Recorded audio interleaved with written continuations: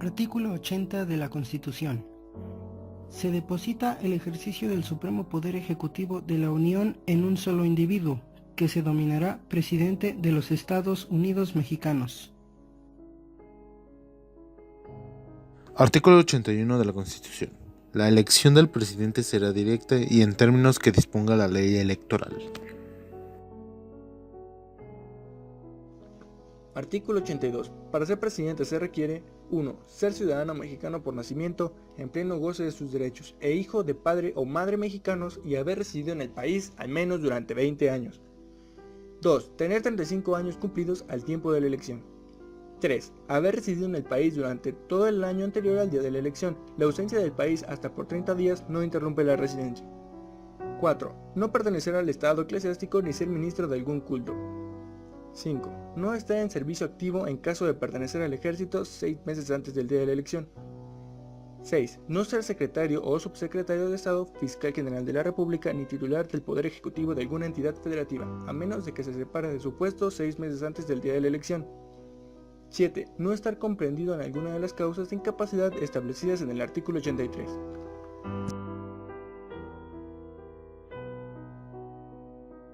Artículo 83 de la Constitución.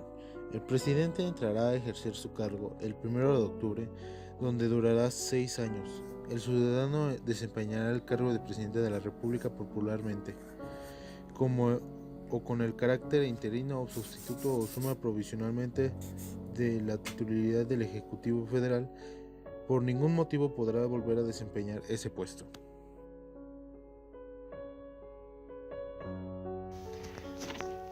Bueno, para el artículo 84 de la Constitución tenemos o nos habla de que en caso de que el presidente esté en falta absoluta, el Congreso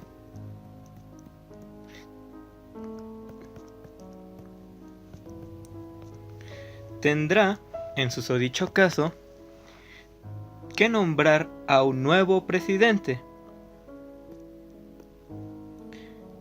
sustituyendo al anterior. Esto quiere decir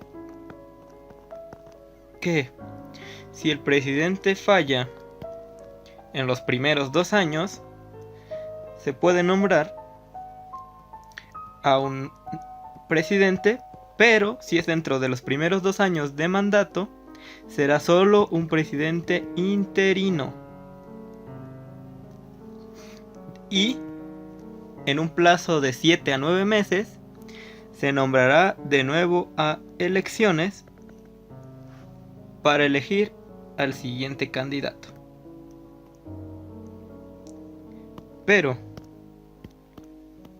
en este caso, si el presidente presenta una falta absoluta de los 4 años en adelante, lo que tendrá que hacer el Congreso es elegir por mayoría de votos a un nuevo presidente sustituto que tendrá que finalizar con el periodo de gobierno.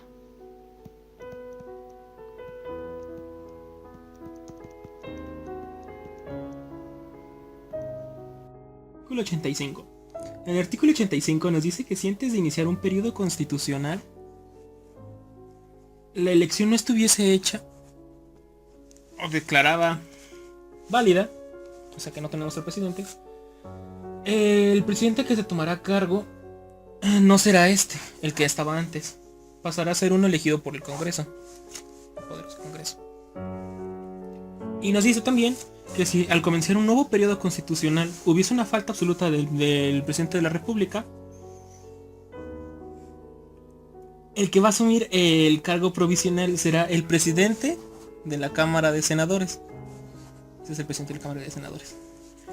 Hasta que el Congreso Todopoderoso elija un nuevo presidente.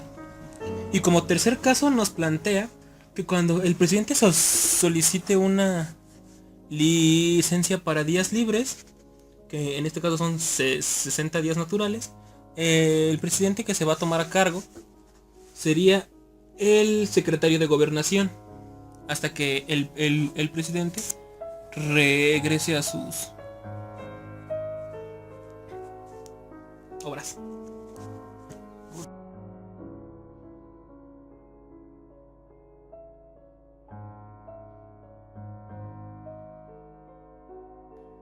Artículo 86 de la Constitución.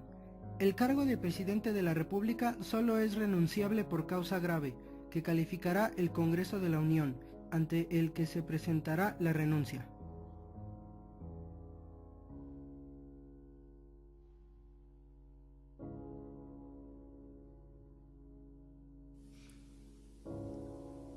Artículo 87. Al tomar posesión de su cargo, presentará ante el Congreso de la Unión o ante la Comisión Permanente, en los recesos de aquel, la siguiente protesta. Protesto guardar y hacer guardar la Constitución Política de los Estados Unidos Mexicanos y las leyes que de ella emanen, y desempeñar leal y patrióticamente el cargo de presidente de la República que el pueblo me ha conferido, mirando en todo por el bien y prosperidad de la Unión, y si así no lo hiciere, que la nación me lo demande. Si por cualquier circunstancia el presidente no pudiese rendir la protesta en los términos del párrafo anterior, lo hará de inmediato ante la mesa directiva de la Cámara del Congreso de la Unión. En caso de que el presidente no pudiese rendir la protesta ante el Congreso de la Unión, ante la Comisión Permanente o ante las mesas directivas de la Cámara del Congreso de la Unión, lo hará de inmediato ante el presidente de la Suprema Corte de Justicia de la Nación.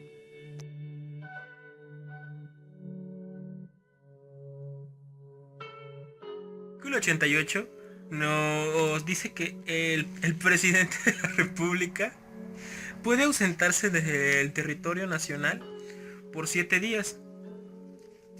No supongamos que es el presidente y se ausenta del territorio nacional. Pero para poderse ausentar, tiene que dar previamente los motivos de su ausencia a la Cámara de Senadores o a la Comisión Permanente. Cámara de Senadores. Van a cenar.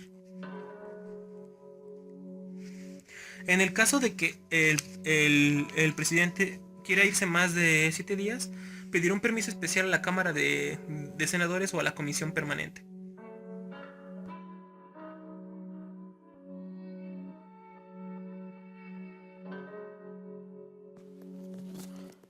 El artículo 89 de la Constitución mexicana nos habla sobre las facultades y obligaciones del presidente. Primero, promulgar y ejecutar las leyes que diga el Congreso de la Unión. Segundo, nombrar y remover libremente a los secretarios de Estado, embajadores, cónsules y empleados superiores de Hacienda. Tercero, el nombrar, con aprobación del Senado, a los embajadores, cónsules, empleados superiores de Hacienda y a los integrantes de los órganos colegiados encargados de la regulación en materia de telecomunicaciones, energía y competencia económica. El cuarto sería nombrar, igualmente con aprobación del Senado, coroneles, oficiales superiores del Ejército, la Armada o Fuerzas Aéreas Nacionales. También nos habla en el sexto, de cómo tiene que preservar la seguridad nacional. En el octavo nos dice cómo el presidente puede declarar la guerra en nombre de los Estados Unidos mexicanos. En el décimo nos hablan de cómo el presidente tiene que dirigir la política exterior y celebrar tratados internacionales. Esto tiene que ver con todos esos papeleos o acuerdos que tiene que hacer el presidente con otras naciones para preservar la seguridad del país. También el presidente, según la sección decimocuarta, puede conceder, conforme a las leyes, indultos para reos sentenciados por delitos de competencia en los tribunales federales. Y por último, en la sección 20, nos habla de cómo el presidente, además de todas estas secciones o obligaciones que tiene que tener, también se le otorgan las demás que dice la Constitución fuera del artículo 89.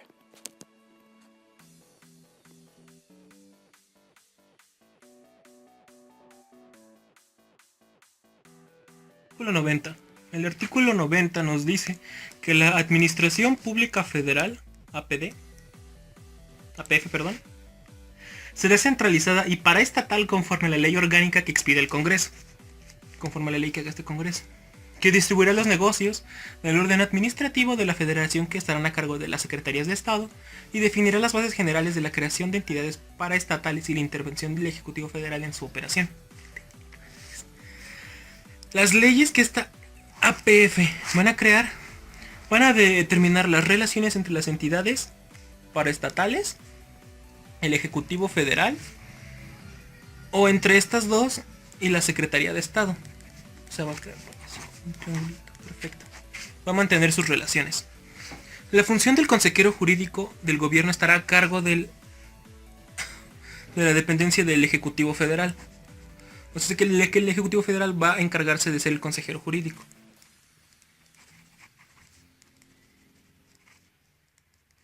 Y eso sería todo el artículo.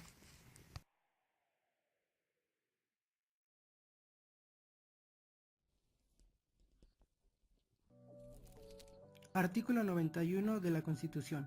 Para ser secretario de despacho se requiere ser ciudadano mexicano por nacimiento, estar en ejercicio de sus derechos y tener 30 años de edad cumplidos.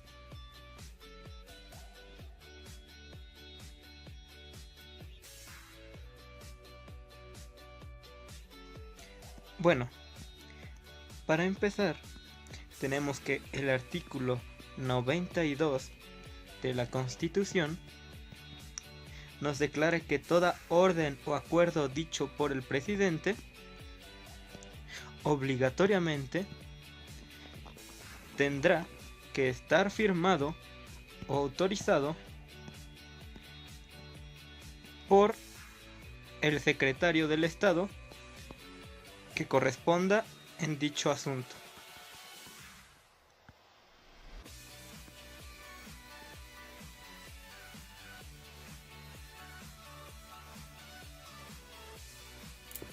Artículo 93. Los secretarios del despacho, luego que esté abierto el periodo de sesiones ordinaria, darán en cuenta al Congreso del Estado que guarde sus respectivos ramos. Cualquiera de las cámaras podrá convocar a los secretarios de Estado, a los directores y administradores de las entidades paraestatales, así como a los titulares de los órganos autónomos, para que informen bajo protesta de decir verdad cuando discuta una ley o se estudie un negocio concerniente a sus respectivos ramos o actividades, o para que respondan interpelaciones o preguntas. Las cámaras, a pedido de un acuerdo por parte de sus miembros, tratándose de los diputados y de la mitad si se trata de senadores, tienen la facultad de integrar comisiones para investigar al funcionamiento de dichos organismos descentralizados y empresas de participación estatal mayoritaria. Los resultados de las investigaciones serán del conocimiento del Ejecutivo Federal. Las cámaras podrán requerir información o documentación a los titulares de las dependencias y a entidades del gobierno federal mediante pregunta por escrito, lo cual deberá de ser respondida en un término no mayor a 15 días naturales a partir de su recepción. El ejercicio de estas atribuciones se realizará de conformidad con la ley del Congreso y sus reglamentos.